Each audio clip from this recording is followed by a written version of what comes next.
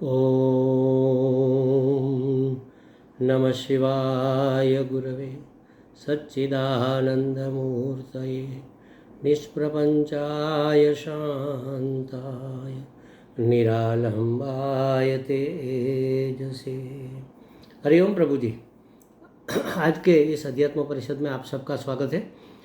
आज का प्रश्न गुड़गांव से ज्योति गुप्ता जी का है। प्रश्न तो बहुत समय पहले उन्होंने पूछा था, लेकिन हम अपने गुरु जी के संन्यास जयंती के उत्सव में व्यस्त थे तो उसकी चर्चा नहीं कर पाए, हमें क्षमा कीजिएगा। आज इसकी चर्चा करते हैं। प्रश्न ये है कि वेद का तिरोभाव और आविर्भाव, इसका क्या मतलब है? वेद का आविर्भाव और तिरोभाव को कैसे समझे? तो देखो प्रभु जी, वेद का अर्थ है अनुभूत ज्ञान। वेदना शब्द इसके आधार पर बना हुआ है। शरीर में जब वेदना होती है, पीड़ा होती है, तो उसको वेदना क्यों कहते हैं? क्योंकि उसका हम अनुभव कर रहे हैं, वेदन कर रहे हैं। उसका वेदन करना माने उसको महसूस करना। तो महसूस की हुई वस्तु का अनुभव को क्या कहेंगे? ज्ञान कहेंगे ना। कि हमें ज्ञान हो रहा है, हमारे सर में दर्द है, हम वेदन कर रहे हैं, हमारे सर में दर्द है। तो वेद माने ज्ञान। तो ज्ञान आविर्भूत भी होता है और तिरोभूत भी होता है। आविर्भूत माने प्रकाशित होता है और तिरोभूत माने भूल जाते हैं। आविर्भूत माने स्मरण में आता है, तिरोभूत माने विस्मृत हो जाता है। तो ज्ञान ऐसी वस्तु है जो आती है और जाती है। कौन सा ज्ञान? ये संसार का ज्ञान, ये व्यवहारिक सत्ता का ज्ञान। जैसे भौतिक शास्त्र का ज्ञान है, गणित का ज्ञान है। आप और हम जब छोटे थे, पढ़ते थे, तब पहाड़े हमें सिखाए गए थे। एक एकम एक, एक दूनी दो, ऐसा सिखाए गए थे ना। आज उसमें से बहुत सारी चीज़ें हम भूल भी गए हैं। तो ये जो संसार का ज्ञान है वह याद भी आता है और भूल भी जाता है। अगर उसका कंटिन्यू अभ्यास नहीं रहता तो वह ज्ञान नहीं टिकता, भूल जाता है।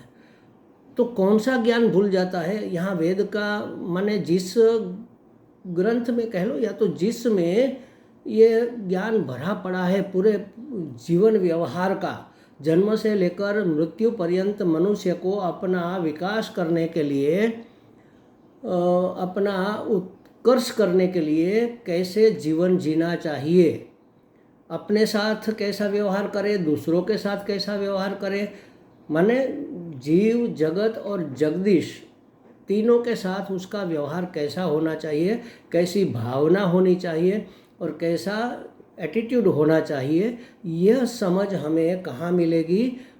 जहाँ मिलेगी उसका नाम है वेद। एक ही वेद था, माने पूरा का पूरा मेन्यू उसमें दिया हुआ था कि हर एक प्राणी को ऐसे अपना जीवन व्यतीत करना चाहिए।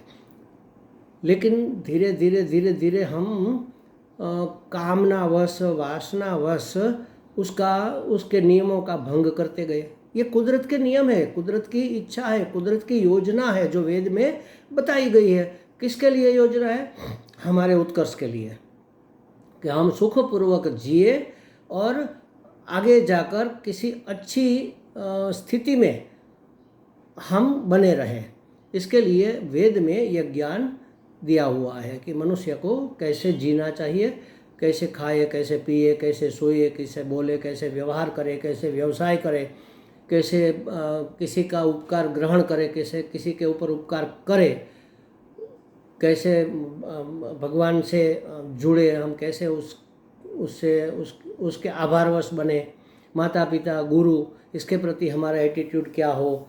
ये सब बातें पूरी की पूरी, अगर हमारी कोई कामना है, हमारी कोई इच्छा है, वो नहीं पूरी हो रही है तो उसके लिए क्या विधान है, कौन सा रिचुअल हमारे शास्त्र में, कौन सा यज्ञ करे, कौन सा व्रत करे, कौन सा अनुष्ठान करे जिससे हमारी कामना, हमारी इच्छा पूरी हो जाए, हमें जो चाहिए वह मिले। ये सब ज्ञान बताया गया है वेद में। लेकिन कामना हमारी वासनावश इतनी बढ़ गई कि हमने नियमों का भंग करना शुरू कर दिया। तो नियमों का भंग करना माने उसकी बातें न मानना। किसी भी बात को न मानो, उसको याद भी न करो, तो धीरे धीरे धीरे वह भूल जाती है ना। जैसे हमने कहा पहाड़े, आज हमें उतने पहाड़े याद नहीं है जितने बचपन में थे। तो बचपन में ज़्यादा बुद्धि थी और अब कम हो गई, ऐसी तो बात नहीं है। लेकिन जब अभ्यास नहीं रहता है ना, तो बातें भूल जाती है। जो ज्ञान भूल जाता है उसको कहते हैं तिरोभाव। और फिर से उसको भगवान आकर धर्म संस्थापनार्थाय संभवामि युगे युगे, ऐसा कहा गीता जी में भगवान ने। तो यही धर्म, धर्म माने कर्तव्य, कर्तव्य माने करने योग्य वस्तु। तो क्या करना चाहिए और क्या नहीं करना चाहिए। जो करना चाहिए वह करते हैं तो वह धर्म है, जो नहीं करना चाहिए वो करते हैं तो वह अधर्म है। तो इसलिए भगवान जन्म लेकर हमें धर्म समझाते हैं, धर्म की संस्थापना करते, फिर से याद दिलाते हैं कि हमें ऐसे जीना है। वो स्वयं जीकर बताते हैं, राम के रूप में, कृष्ण के रूप में आकर अपना जीवन व्यतीत करके बताते हैं कि भाई दुख में सुख में कैसा हमारा एटीट्यूड, हमारा कैसा भाव होना चाहिए, सगे संबंधी भाई भाई के संबंध कैसे हो, पति पत्नी के संबंध कैसे हो, राम के जीवन में देख लो आप। और दुष्टों के साथ कैसा व्यवहार करे, और भक्तों के साथ माने अपने जो है उसके साथ कैसा व्यवहार करे, कैसे सबको बांधे बनाए रखे, ये कृष्ण के जीवन से देख लो आप। तो ये ज्ञान प्रस्थापित करने के लिए, फिर से ज्ञान का, वेद का आविर्भाव करने के लिए भगवान प्रकट होते हैं। अब ये बातें कैसे समझ में आए, तो वार्ता के रूप में, कहानी के रूप में, कथा के रूप में हमारे शास्त्र में दी जाती है कि भाई सृष्टि हुई, पृथ्वी का स्थापन हुआ और भगवान ने मनुष्यों को बनाया, मनु के कई पुत्रों को जन्म दिया, मनु ने वंश की वृद्धि की। लेकिन वेद एक राक्षस चुराकर समुद्र के गहराई में बैठ गया। अब वेद है नहीं तो जीवन कैसे जिए, मार्गदर्शन कहाँ से मिलेगा। तो भगवान ने फिर से अवतार लिया और हयग्रीव अवतार लेकर पाताल में छिपे हुए राक्षस को मारकर वहाँ से वेद लेकर आए और पृथ्वी पर फिर से वेद को प्रकाशित किया, आविर्भाव किया। ऐसी कहानी बता दी जाती है। पाताल में छुप गया माने क्या, विस्मृत हो गया अज्ञान के अंधकार में। पाताल माने अंधकार, अज्ञान के अंधकार में हमारा ज्ञान विलुप्त हो गया, उसको कहेंगे तिरोभाव। फिर कोई गुरु मिले, कोई शास्त्र मिला, कोई सज्जन मिले, बात से बात निकली और बात जानने में आई, कह रहे हाँ ये तो आज मंगलवार है और आज गणेश चतुर्थी है, तो इसको तो अंगारकी चतुर्थी कहते हैं, इसका तो बहुत बड़ा फल है।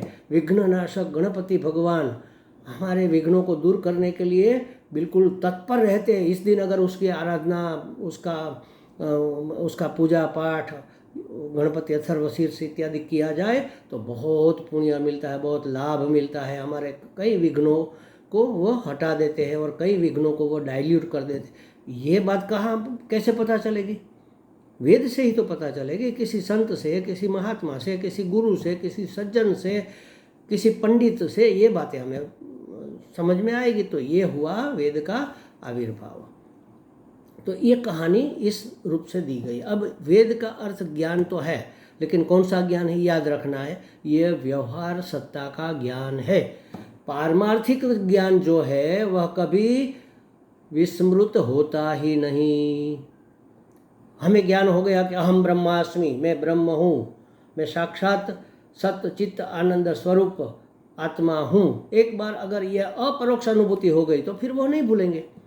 जैसे व्यवहार सत्ता में भी होता है ना, जैसे मानो कि मैं कहूँ कि ये बताओ आप इस रुमाल की कीमत क्या है, तो आप कहोगे स्वामी जी हमें कैसे पता होगी, कोई 5-10 रुपया, 15 रुपया, 25 रुपया, जो भी, हमें पता नहीं है। तो कब से पता नहीं है, अरे पता ही नहीं है, पहले से पता नहीं है, माने अज्ञान है। कब से अज्ञान है, तो अनादि पहले से ही इसका अज्ञान है। अब मैं बता दूं कि इसकी कीमत 5 रुपया है, अब आपको ज्ञान हो गया। अब कल पूछूं, परसों पूछूं, 5 दिन, 10 दिन, 15 दिन बाद पूछूं तो आपको याद रहेगा कि ये तो 5 रुपये वाला रुमाल है। तो ज्ञान हो जाने के बाद, जैसे ये व्यवहार सत्ता में भी हम नहीं भूलते, वैसे अहम ब्रह्म से अपने स्वस्वरूप का ज्ञान हो जाए, जीव जगत के ऐक्य का, ब्रह्म आत्मा ऐक्य का ज्ञान हो जाए, तो वह ज्ञान कभी विस्मृत नहीं होता। वह तो हमें जीवन मुक्त करके पूरे जीवन रहता है और मरने के बाद भी विदेह मुक्ति प्रदान करता है, जन्म मरण के चक्कर से छुड़ा देता है, ब्रह्म पद में, परमात्मा पद में हमें स्थापित कर देता है। हमारे धर्मशास्त्र में इसको अलग अलग रूप से कहा है। मानो कि हम भगवान विष्णु की पूजा कर रहे हैं तो वैकुंठ लोक में ले जाते। वैकुंठ माने जहाँ कोई कुंठा नहीं है। कुंठा माने कोई रोक टोक नहीं है, कोई अवरोध नहीं है, आनंद ही आनंद है, आनंद में कोई अवरोध नहीं, सुख ही सुख है, सुख में कोई विघ्न नहीं, इसको कहते हैं वैकुंठ। उसी का नाम राम जी के भक्त के लिए साकेत धाम पड़ा, शिव जी के भक्त के लिए कैलाश धाम पड़ा। तो हम जिस भी भगवान को जिस रूप से मानते हैं उस तरह से उसका रूप हमें, उसका धाम हमें प्राप्त होगा, ऐसी हमारी श्रद्धा है। वो धाम माने क्या? स्वस्वरूप का ज्ञान।